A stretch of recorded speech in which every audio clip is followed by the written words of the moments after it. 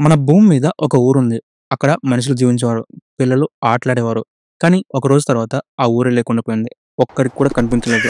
దాదాపు 115 మంది జనాభా ఒక్క నిమిషంలో మాయమైపోయారు. ఇదేం ఫిక్షన్ కాదు. ఇది నిజంగా అమెరికాలో జరిగిన ఒక అన్‌సాల్వ్డ్ మిస్టరీ. ఇంతకీ ఆ ఊరు ప్రజలు ఏమైపోయారు? వాళ్ళని ఎవరు తీసుకెళ్లారు?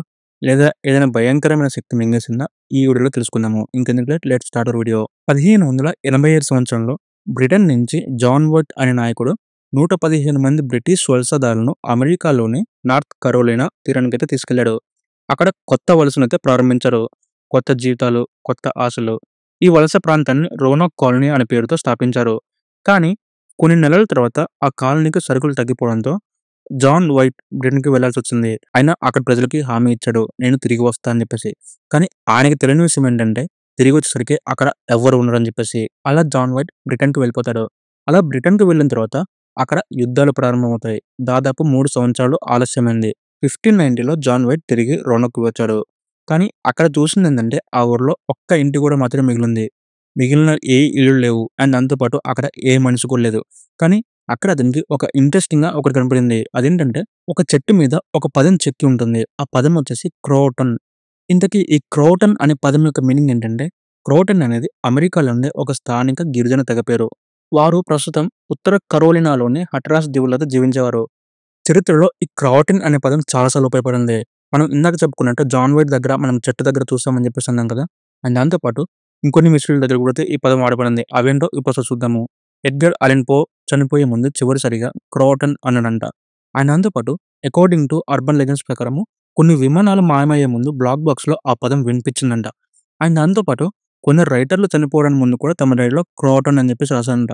క్రోటన్ అనేది ఒక గిరిజన తెగ పేరు. అంటే వీటికి వాటికి ఏమైనా సంబంధం ఉందంటారా? ఇప్పటివరకు అదొక మిస్టరీగానే మిగిలిపోయింది. And again now come back to our story. అలా జాన్‌వట్ రోనక్ కాలనీకి వచ్చిన తర్వాత ఒక చెట్టు మీద క్రోటన్ అనే పదం చూసాడు. మిగతా ఏ ఒక్క క్లూ కూడా అక్కడ లేదు. వందల మంది ఎటు వెళ్లారో చెప్పే ఆధారం కూడా లేదు. ఇది బ్రిటన్‌కి షాక్ ఇచ్చింది. దేశం మొత్తాన్ని ఇదొక పెద్ద మిస్టరీ అయింది. ప్రజలు మొదట భయపడ్డారు. కొంతమంది మానవ హక్కుల ఉల్లంఘన అనుకున్నారు. మరికొంతమంది దేవతల శాపం అన్నారని చెప్పి చరిత్ర చెప్తుంది. అండ్ ఇంకొంతమంది ఏమనుకున్నారంటే క్రోటన్ అనేది ఒక గిరిజన జాతి పేరు కదా! సో వీళ్ళందరూ కలిసి అక్కడికి వెళ్లారేమో ఒక క్లూ ఇచ్చారేమో అని చెప్పేసి అనుకున్నారు. కానీ అక్కడికి వెళ్లి చూసినా కానీ వీళ్ళ వాళ్ళు ఎవ్వరు లేరక్కడ. ఈ మిస్టరీస్ వెనక కొన్ని థియరీస్ అయితే ఉన్నవి. ఆ థియరీస్ ఏంటో ఒకసారి చూద్దాము. కొంతమంది చరిత్రకారులు ఇలా అంటారు. స్థానికంగా ఉండే గిరిజనులు వలసదారులపై దాడి చేసి వాడిని చంపేశారు. కానీ ఈ పోరాటం దేనికోసం అని చెప్పేసి ఇప్పటికి ఎవరికీ తెలీదు.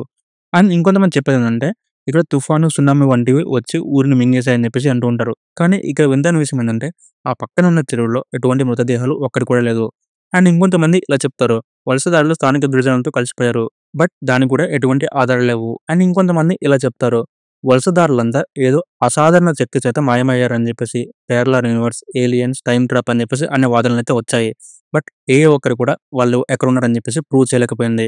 రోనక్ మిస్టరీకి ఇప్పటివరకు ఎటువంటి స్పష్టత అయితే లేదు. ఎవరు మాయమయ్యారు? ఎందుకు? ఎవరు తీసుకెళ్లారు? కాలం గడిచినా గానీ ఈ ప్రశ్నలు ఎవరు అడగలేదు. అండ్ దాంతో పాటు ఈ ప్రశ్నకి ఇప్పటికీ ఆన్సర్ అయితే చెప్పలేదు. సో ఇది ఇవాల్టి మన వీడియో. ఈ వీడియో మీకు నచ్చితే లైక్ చేయండి. అండ్ దాంతో పాటు ఇలాంటి మరెన్నో వీడియోస్ కోసం మన ఛానెల్‌ని సబ్స్క్రైబ్ చేసుకోండి.